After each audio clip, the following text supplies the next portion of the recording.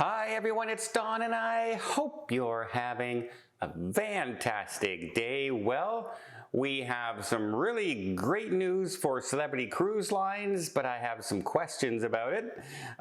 Galveston has secured a brand new cruise port with a cruise line.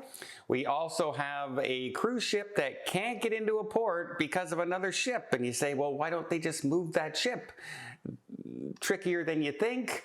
And finally, we also have the story of the new tax coming to every single cruiser going to a private island, no matter what cruise line you're on.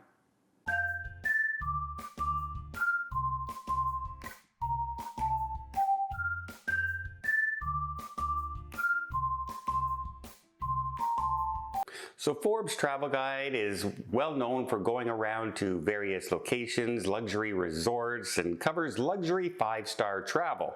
And last year, Celebrity Cruise Line was the first ocean-going cruise line to get that, a win for one of their ships. Well, this year, they have 6 ships winning. That's right, 6 celebrity ships are getting the Forbes star treatment. And that includes the Celebrity Ascent, the Apex, the Edge, as well as the Celebrity Millennium and the Celebrity Summit, and their Celebrity Flora that does around the Galapagos Islands. So great news for Celebrity, as they've multiplied by 600% how many ships are now getting that star review. My question is, are they reviewing any other cruise lines? Because I find it hard to believe that Celebrity can get 6 ships. Now, don't get me wrong, I've been on every single one of these ships, and they're absolutely beautiful. Their dining is really good, the entertainment's good, the technology's good, the ships are wonderful. Service is good. I'm not questioning whether they deserve a star. My question is, what other cruise lines are they going on? Are you telling me Viking Ocean doesn't get one? Seabourn doesn't earn any stars? No Princess Cruise Line ship can possibly earn a star?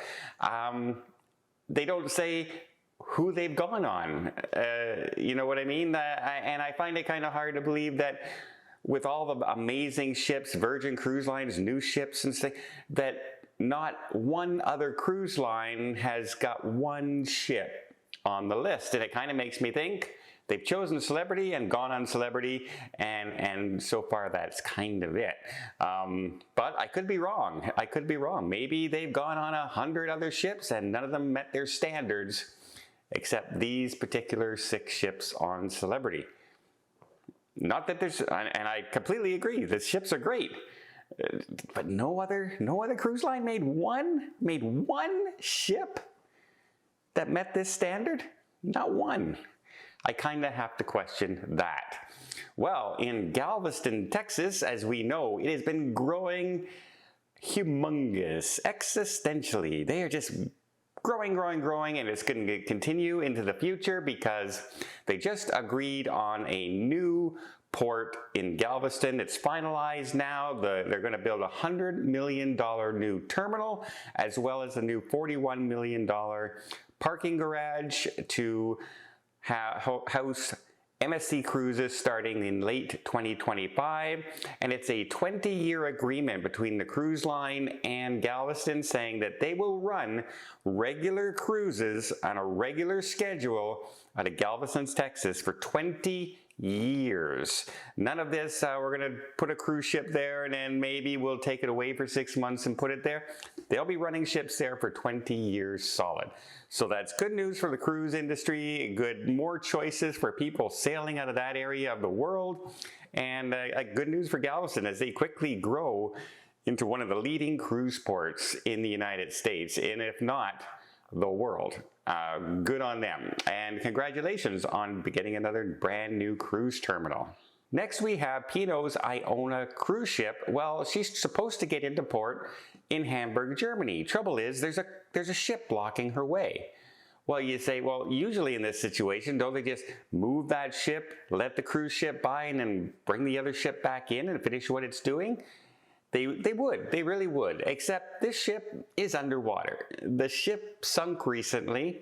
It's a cargo ship that can go up and down the rivers in that area, and she sunk in the port, blocking some of the entrance to the terminal that the Iona would have to dock in. So they had to move her to another town further down the way and change it, and no indication yet of when they're able to get that ship and the cleanup, because she did spill some chemicals in that into the water, and that's what's holding up the cleanup. They have to make sure they can get all the contaminants as best they can out before they start allowing other ships to go through and then, drag the chemicals along with the other ships and spread it out to cause possibly more and more damage. So yeah, it's not oil, but it is some other stuff that's very toxic. So yeah, the Iona can't get into port because there's a sunken ship in her way. You don't hear that too often. And how about this? As if we don't pay enough taxes in the world, everybody. It seems like every time you turn around, a government is introducing new taxes to you. Hey, we want to do this, so we're going to tax you more. Hey, there's a problem over here. You know what's going to solve that problem? More taxes. That's what's going to solve the problem. And apparently, that's what's going to solve the problem here in the Bahamas, because the cruise lines are now being told on all their private islands that they have, which include Norwegian, MSC, Royal Caribbean, Princess, Carnival, etc. Any cruise ship going to those private islands, anything now sold on those private islands as of March 1st will now be under a VAT tax of 10%. That's right, an immediate 10% increase in anything you buy automatically March 1st on those private islands. And they say it's to even the trade and make it fair to those commercial venues on, the mainland, not the private islands. That it's an unfair advantage to be able to sell it on the private islands and not have that tax. They've been doing it for 30 years. You know what I mean? I don't think anyone's gone bankrupt because the private islands have somebody, braiding somebody's hair or selling a t-shirt on a private island. But I do think it's a quick way to get another 10% tax on every passenger that buys anything in the area. And pretty much that's what it is. It's a tax grab, and it's going on everywhere. Whether you're being taxed because you're in the waters in Spain, even if you're not landing in Spain, if you're in the waters, they're going to tax you whatever you buy on the ship as well. That's going around, right? New cruise port taxes are coming around everywhere. Tourism taxes are growing everywhere. And now VAT taxes are hitting the private islands. Congratulations, another 10% increase in anything you buy. What's next? What increase will be coming next? Well, I hope you appreciate this update. If you did, please give it a thumbs up. Want to see more tips, more tricks, more travel vlogs from around the world? Hit that subscribe button. Until next time, have yourself a safe and a great vacation.